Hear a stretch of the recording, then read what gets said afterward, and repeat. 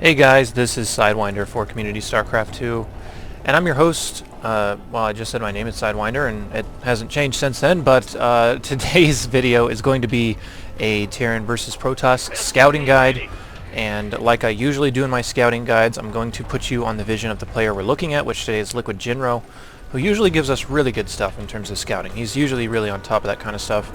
He plays a lot in Korea, and they scout a lot, so yeah, he seems like a good example. And his opponent is actually Elfie, and this is from the IEM event that just happened in Guangzhou, I think is how you say it, somewhere in China, in which I'll let you guys watch that if you haven't already, but it was a very interesting tournament nonetheless, and I believe it's just you go through pools and it's single elimination, but yeah. So I'm pretty sure this was actually from pool play and not from the tournament itself, so we're just going to watch Jinro's vision here. We're going to be checking out what the Protoss player is doing from the Terran, rather not the Terran supply depot, but the Terran's vision. And I'll tell you guys what Jinro's seeing and how you want to react.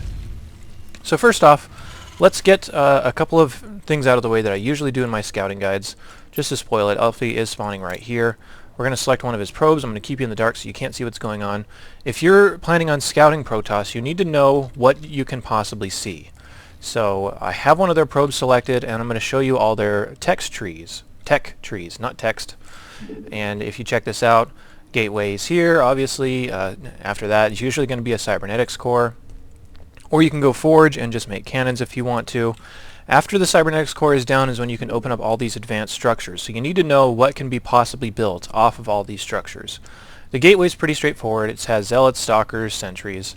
And then these other buildings may unlock some other stuff, like for example if you warp in a Twilight Council and you see that Twilight Council, that can mean a lot of different things. They can be upgrading their zealots, they can be upgrading their stalkers, or they can be opening up for things like Archons or High Templar or Dark Templar if you see a Dark Shrine.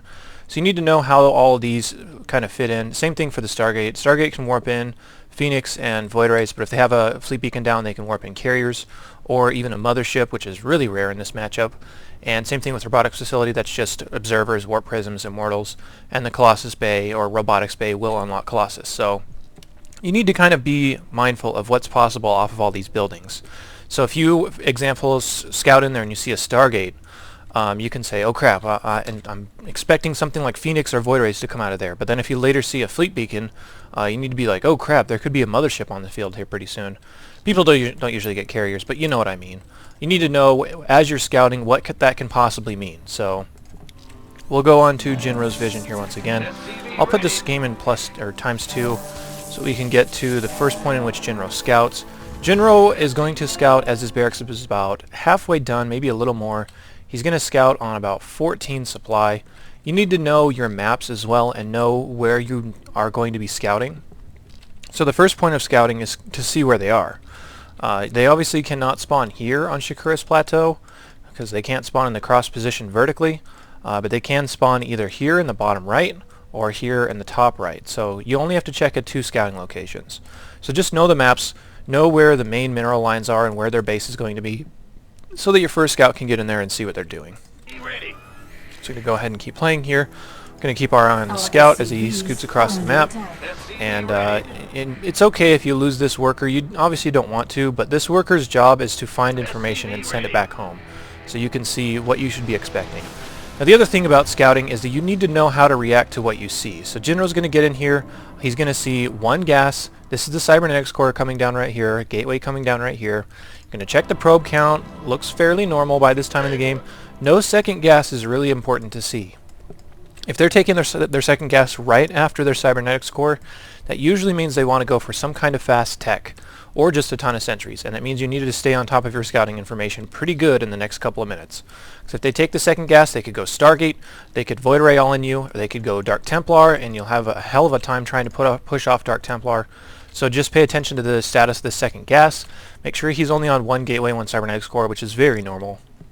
Almost all Protoss openers are 13 gateway, 14 gas, and like a 17 cybernetics core. So you're going to see this in almost every one of your games. It's just that whether or not you can see that second gas, and it's going to be really important as to what you need to do in the next little while. So Jinro sees a second pylon out here, which you want to kind of keep track of their pylons, make sure that especially their third one is inside their base if you can see that long. because if they put their third pylon, say, out here, that means you're going to get rushed here pretty soon. Complete. So what General also wants to see, he's going to come back in here with his scout. He's going to see the cybernetics core finished, and then you want to see if that cybernetics core is going to get chrono boosted immediately, because at this point you need to be wary of a 4-gate. And if somebody's going to 4-gate you, the best way they're going to do that is chrono boost the crap out of their warp gate tech. So we're going to see what actually happens. He's going to look on the Nexus. If you have your status bars on, you can see on the Nexus how much chrono energy he has saved up. If he's going straight for a 4-gate, it should be about halfway filled up. And he will not chrono boost his gateway, and he will chrono boost his cybernetics core if a 4-gate is incoming. So we're going to see that. And he sees the gateway being chrono boosted, but he does not quite see the cybernetics core, so he's going to go back in there and see if it is. It's not. So you don't need to worry about a ton of gateway pressure right now.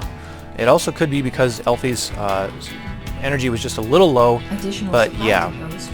You want to check out the chrono boost status on the cybernetics core, see if it's spinning on the Nexus. Try to keep your scout in there for as long as possible, and notice if they have made a zealot or not out of their gateways, because typically people, before their cybernetics core is done, they will make a zealot, and then they'll make a stalker, but there was no zealot on the field here, so Jinro can assume that Elfie wants to save minerals for some reason. It's probably just going to be to drop a Nexus, so we'll continue to watch Jinro scout. In the meantime, in terms of reacting to what you're seeing, Jinro is going 1 barracks gasless expand, with 1 bunker in the front here, which is... it's pretty dangerous, to be totally honest. You could get 4-gated here and probably just lose because you don't have the kind of DPS to remove units fast enough. So if Jinro wound up seeing the cybernetics core being chrono boosted, or he did wind up seeing a zealot out of here, he would probably throw down a 2nd bunker or even a 3rd bunker and have some SCVs up here ready to repair as soon as possible. So, considering you're probably going to see 4-gates quite a bit in the lower leagues, if they take their 2nd gas, it's a pretty good indication that they're probably not going to be 4-gating, because you don't need to 4-gate with 2 gas. You can, but it's a lot slower. And Jinro's going to run his scout back in here and see what's going on. He sees 1 sentry, and he sees the Nexus is already about done. So this means that Jinro's totally safe from anything Elfie could throw at him in the next little while.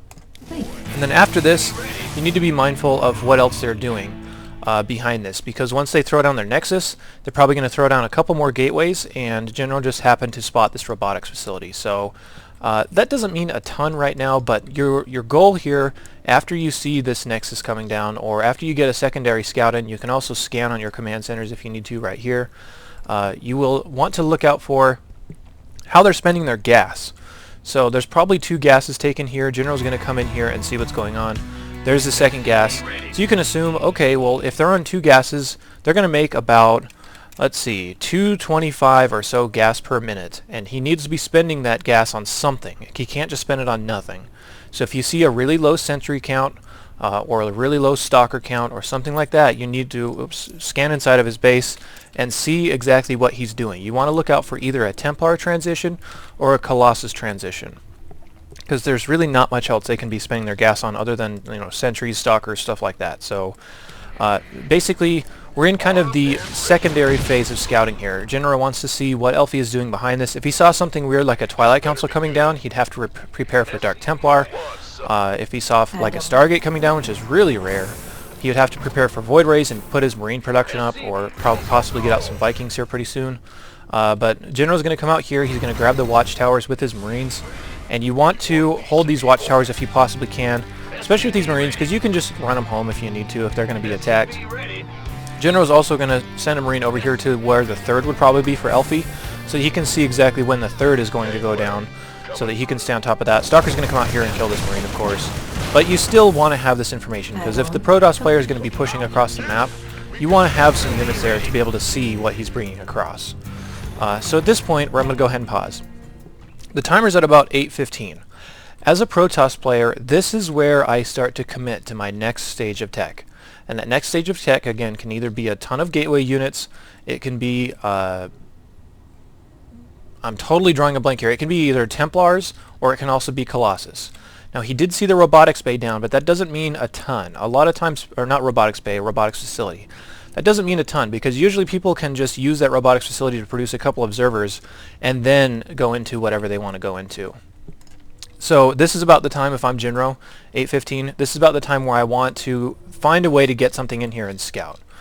Usually it's just going to be scanning, but if you can find a way to, let's say if you have stim done on your Marines, which I don't think it is, about halfway done, you can take one dropship, drop one Marine in the back of the base, stim it, run it all the way through, and see what you can see. So that's one really good scouting technique that Protoss players typically don't have very much of an answer for.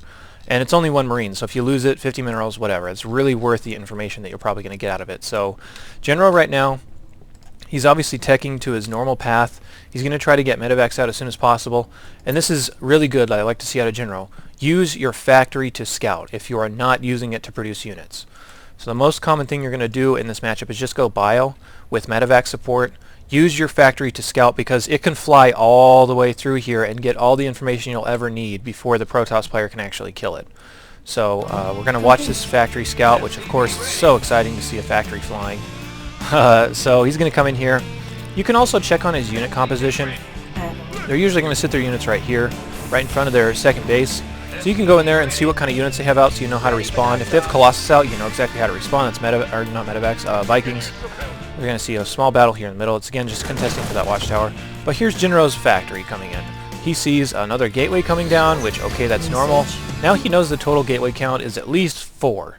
So he has 1, 2, 3, 4. He can see right here. So look how far this factory is going to get in here. He does see the Colossus base, so okay, this is perfect. Now he knows for sure there's going to be Colossus on the field. He sees him chrono boosting this Colossus Bay, which is usually going to be for the extended thermal lance, which makes Colossus range actually viable. And he does see him chrono boosting the robotics facility, which is, of course, producing a Colossus. So what General should be expecting right now is probably a 2 or 3 Colossus timing out of this Protoss player, where he just brings his first 2 or 3 Colossus out. You can see he already has one right there. And General needs to have Vikings ready for this, or he needs to be really Marauder heavy. So you need to know how to fight what you're about to scout. If it in the event that he happened to scout Templar archives in here, you'd want to put down your Ghost, or what's that even called anyway? I always forget the name of that. It is called the Ghost Academy. You want to drop one of those if you do see Templar. So General should be dropping a second starport right now, which, yes, there it is going up right now. And you want to put reactors on this so you can produce both medevacs and Vikings. That's just one thing a Protoss player is going to try to do on 2 bases. He's going to try to tax your gas income, make it so that you either have to produce medevacs or you have to produce Vikings, and kind of abuse you for the lack of gas income that you have right now. So now that you know how to react, I think that's good for this replay. Let's go ahead and jump into the next one and hope that a different Protoss player will give us a little different looks. Okay, I know I have this replay already going. This is going to be the next replay in our scouting guide. We're going to take a look at, this is going to be from Imba Straylock's point of view, who, again, this is from that IEM event in China. So, same tournament. I actually believe it's the same opponent, which is Elfie. Hold still, probe. Whatever. I'm pretty sure it is actually Elfie. Yeah, we can see it right there. I'm going to go on Straylock's view so you can't see anything the Protoss player is doing. You also need to know the map. This is dual site. It's obviously not in the ladder, but it's just a 2-player map. Like, you can only spawn right here, or you can only spawn right here. So Straylock's scout gets in here. He sees the normal stuff that you're going to see at our Protoss, which is 1 gateway, 1 cybernetics core. He's going to have at least 1 gas, but he does see the second gas almost done as the cybernetics core is finishing up. So he needs to play a little more reserved, a little closer to the chest, because you could be expecting Dark Templar. You could be seeing Stargate. More specifically, you're not going to see a ton of Protoss players go for 2 quick gas and then try to expand behind it, because he has 3 less probes on minerals, gathering minerals, and an Nexus costs 400 minerals, which is pretty expensive, especially if you have like 40% of your workers mining gas. So the second gas is pretty alarming. He's going to go for pretty fast tech. You can see he actually is mining off of it. You can see that the cybernetics core was not chrono boosted, as we were referring to in the first replay. So if you don't see the immediately chrono boosted cybernetics core and you do see the gateway chrono boosted, that usually means that they're going to go for an expansion. If it's the other way around, where this is actually chrono boosted, you want to look out for a 4-gate.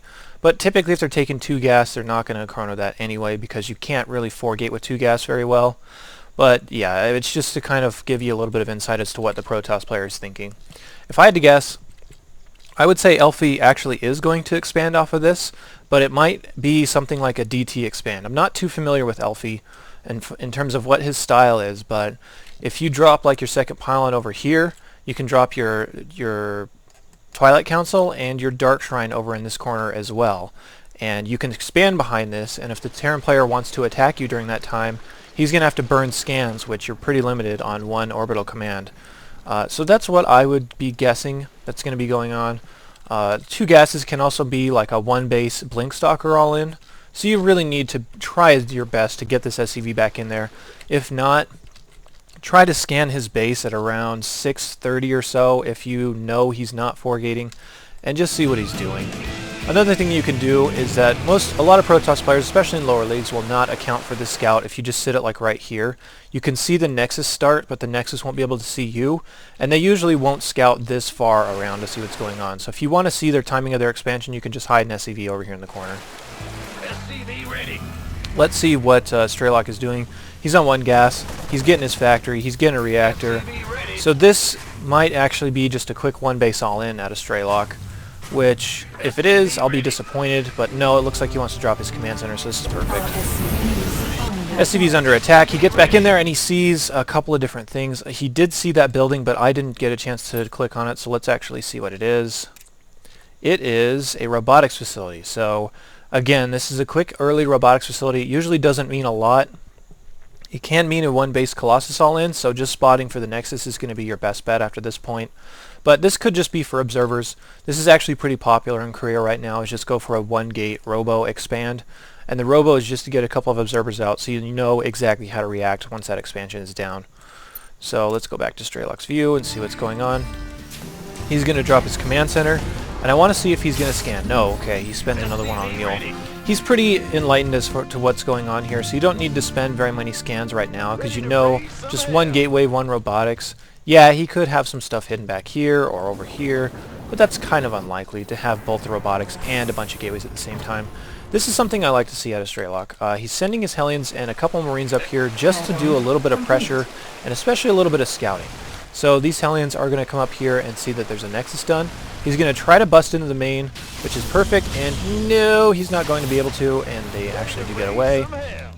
But in the event that he did get his Hellions in there, the Hellions aren't meant to do damage, they're just meant to see what's going on. So he could just split off his Hellions, have 1 go over here, 1 go over here. You'd see his whole base and see everything he's doing.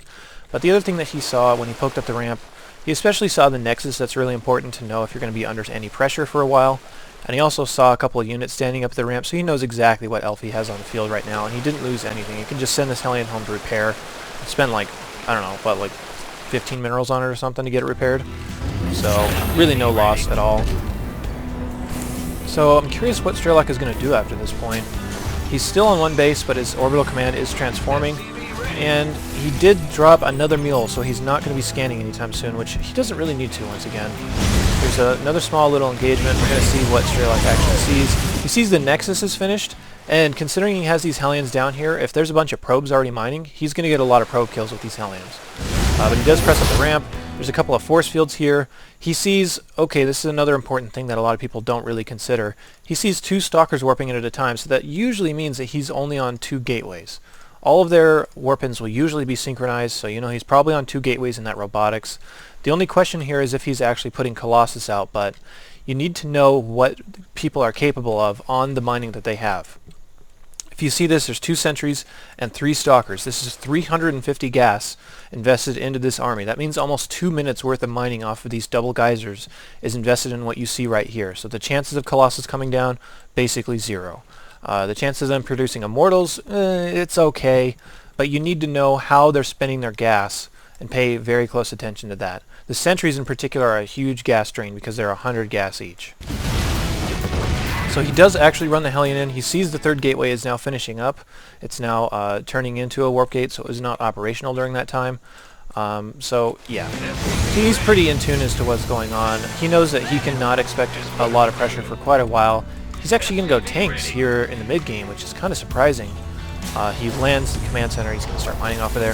The Protoss player is going to be mining off of here in just a second. So his gas income is going to shoot up as soon as he takes these geysers, and that's when he can start to get out his next stage of tech. Here's a lot of stalkers. So you know this might actually just be a blink stalker play. This might be him just trying to put some pressure on so he can hide his next stage of tech, but this is a lot of gas sank into these units. We're going to continue to watch this kind of on fast forward. Here's another small battle. Considering he knew what was on the field, he got a couple of tanks. Those stalkers are never going to break that. Here come the Hellions back in here to see what's going on. You want to check the gas mining on this, and you want to check the probe saturation. There's not very many probes. There's now transferring, but the geysers are not done, so he's not going to be aggressively trying to go into the next stage of his tech. And I'm going to reiterate this just because it's a little unclear. If you're on 2 geysers as Protoss, you can afford either making Stalkers and Sentries, or you can afford only something like Colossus. You can't do both. So if they're still on base and you just see a ton of Zealots, and maybe like 1 or 2 Stalkers, that may mean that they're putting Colossus up behind it. If they're on 4 geysers, which is 2 bases, this means that they can now afford all their Stalkers and Sentries that they want because they have the gas income from here, as well as something like Colossus or Templar or whatever. So you need to know what's possible in terms of spending, and you need to know what this gas mining means. It doesn't just mean that they're gonna have money. It means that they need to spend their gas on something that's gonna help them very soon, as well as in the later parts of the game. So yeah, it seems a little overly obvious to somebody like me because I play a lot and I watch a lot of replays and stuff, but it's a concept I might just gloss over, and I want to make sure you guys are up on that kind of stuff. I'm curious, yeah, I'm going to go ahead and just keep watching until Elfie shows his next stage of tech. And again, it's probably going to be either Colossus or Templars. Very rarely you're going to see anything else. Sometimes right about now you might see something like a big gateway attack. Considering he saw a lot of gateway units already out, that is very possible right now. And considering he has these tanks out, these gateway units are not going to do jack against that, so he's really safe. Going to continue to spot for this 3rd, which is why these Hellions are just sitting down here and not back at home. He should be starting another command center here pretty soon and go ahead and take his 3rd, but he needs to know that the opponent isn't just going to try and 2-base, timing or all in him. So yeah, we're just going to continue to watch this until Strelok gets the next little bit of information. The Hellions are going to go back in, as we can see them moving across here on the minimap. I'm going to come in here, see a couple of Stalkers, a couple of Sentries, and he did not see basically anything. He already knew those units were on the field, so anything could be going on behind us right now. Marauder's coming out here trying to deny this watchtower, but that Marauder's actually going to die to these Stalkers. So Strelok's kind of in the dark right now. Okay, this is perfect. He did just sack a Hellion so he could see the Colossus out, if you guys spotted that really quickly. Let me just go ahead and show you. There's 1 Colossus out right now, so Strelok knows what he should be doing to react to this. And again, he should be throwing down a 2nd starport immediately to grab Vikings and fight those Colossus off. The other aspect of it is that he has a few tanks out, and tanks actually do pretty well against Colossi, considering the units will stack on top of each other and the tanks will actually be doing more damage than they should. So he's okay for now, but normally you need to know Colossus, you need Vikings. If you see Templar tech on the field, you need Ghosts. So you need to know how to react to what you see, and that's perfect. I think we've actually gone far enough in terms of everything that needs to be said about this scouting. We're going to go in here and see what's actually going on in the Protoss base. Blink is being researched, Colossus range is being researched. So this Protoss player is probably going to try to hit a 2 or 3 Colossus timing along with Blink, which is very strong. So he can blink on top of these tanks and eliminate them as fast as possible, or just blink away and make his meat shields for the Colossus last a little longer.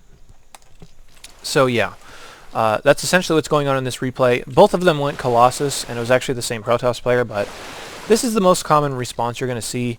If you see fast Templar tech, again, you can scan, which a lot of these pro players aren't doing because they know a lot more than we do. They know how to read situations a lot better.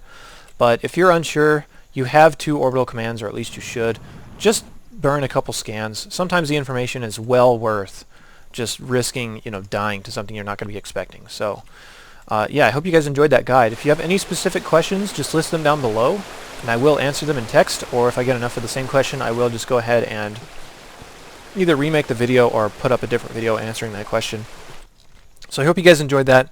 I have the entire week of work off, so I will be putting up a lot of videos, hopefully. So stay tuned. I'll see you guys.